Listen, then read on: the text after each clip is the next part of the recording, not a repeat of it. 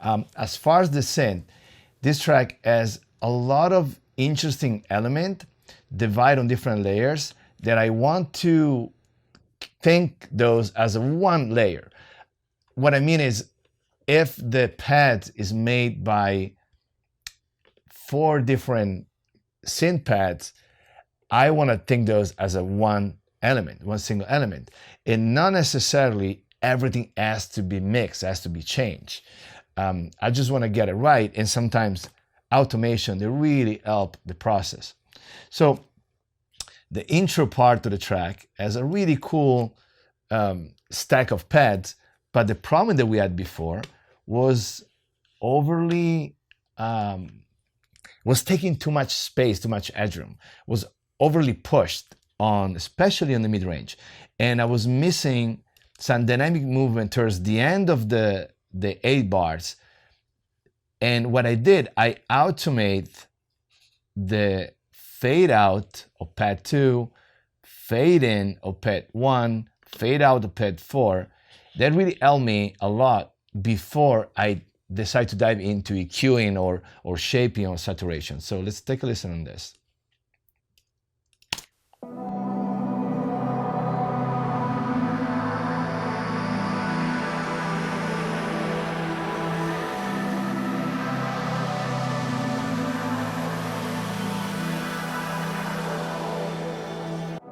So in the way fade out, if we open the entire mix and let's see what happened at the end of the intro.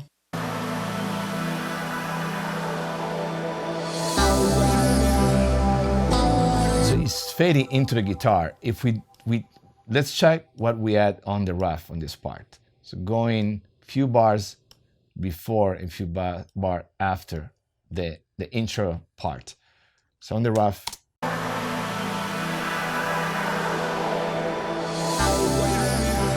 Now,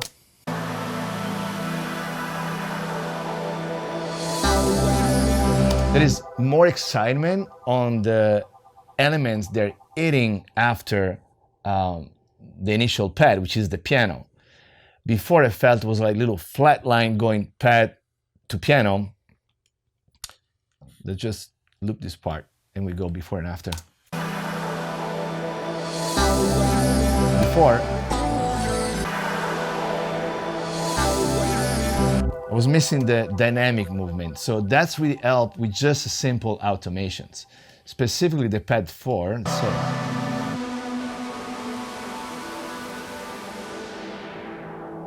it was taking so much mid-range, it was killing the impact of the piano.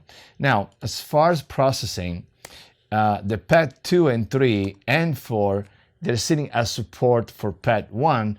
That little bit of work to do to get it right. I add reverb to extend the tail, and I did some multi-band mid-side processing with the imager. So let's check what saturation does.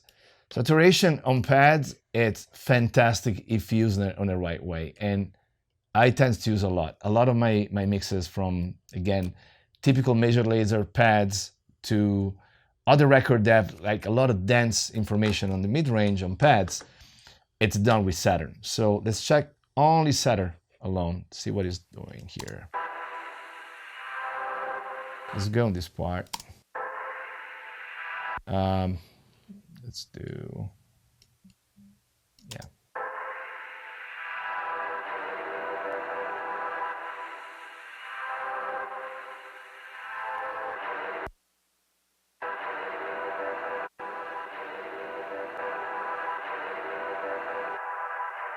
This area.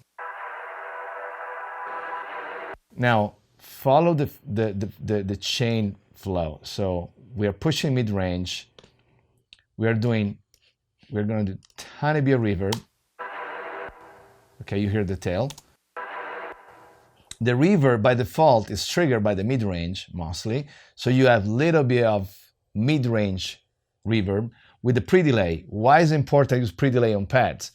If you don't do a pre-delay, you put a reverb from the beginning of the attack of the pad, you don't feel the reverb, and you're gonna put a cloud on top of the attack of the the chords. If I do a 250, in this case 250 millisecond pre-delay, I have a clean attack and reverb tail.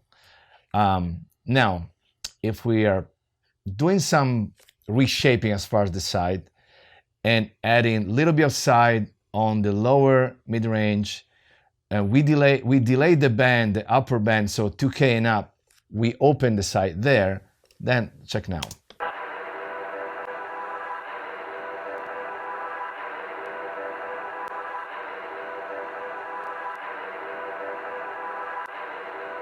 So you can hear probably the top end just go outside of the speakers. That's what we want. And let's bypass the saturation now that I open the side.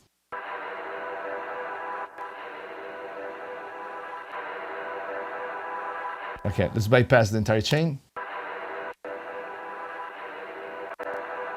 Let's blend with the rest of the song.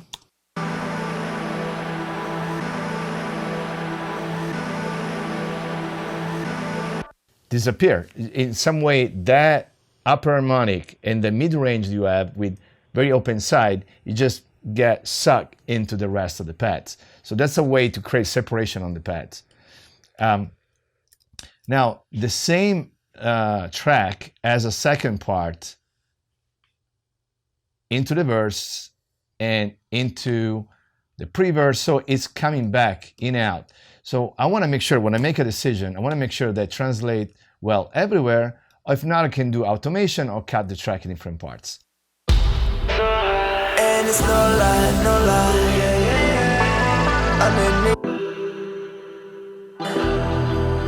California when I wake up. What's going out on that part? It's no lie, no lie.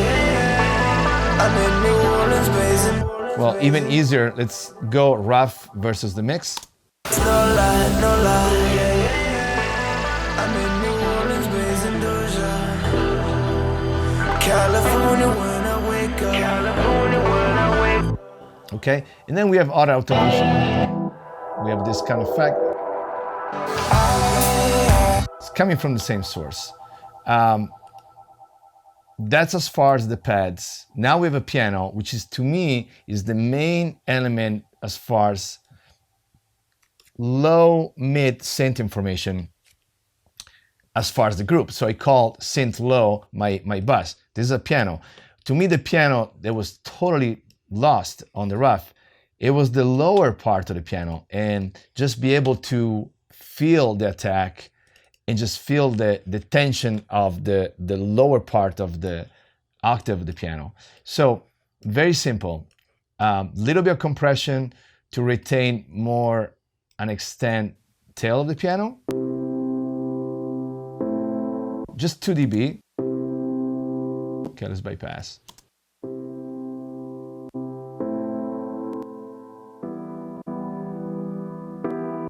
The tail 1B is so stunning. The Universal Audio really got it right. I mean, it sounds so similar to the hardware. Then the Helios, that's a very old console that I tend to use only for low ends. Listen how good it is on the lows. In and out, both. Okay, let's listen relationship with the rest of the song. No lie, no lie. I'm in New Orleans, basin, Doja. Focus on the piano before and after. No lie, no lie. I'm in New Orleans, basin. I don't think there is a piano on the rough. There is a piano, but it's just lost in the middle of everything. No lie, no lie. I'm in New Orleans, basin, Doja. That's our low synth bus. There's no additional analog treatment. It just goes super clean out to the convert 8 into our channel 1 and 2 on our master summing, so literally no sound. And then from there, we have one layer, which is really important, which is the vocal drop synth. That one has same, very clean processing, no hardware at all. Just a little bit of dynamic EQ to just to keep under control, since it's a part that's full of information. So let's check it out.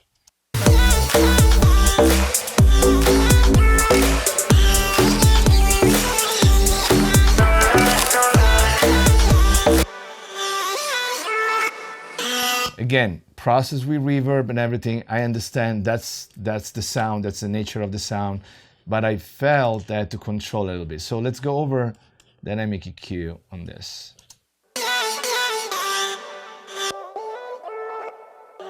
Yeah, too much concentration of 600, dynamically pull it down. Same for the 190s, shave under 60, no reason to have low end on that. And I bring the mid-range in front in a static mode. So instead of make dynamically move, I bring the mid-range and I push it up front and I shave the top. So we end, and I also parallel. So that way I let bleed some dry information too. Let's go in out.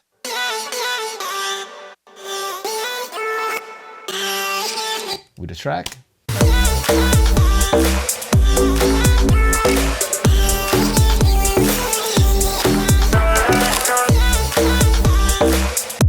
Against the rough.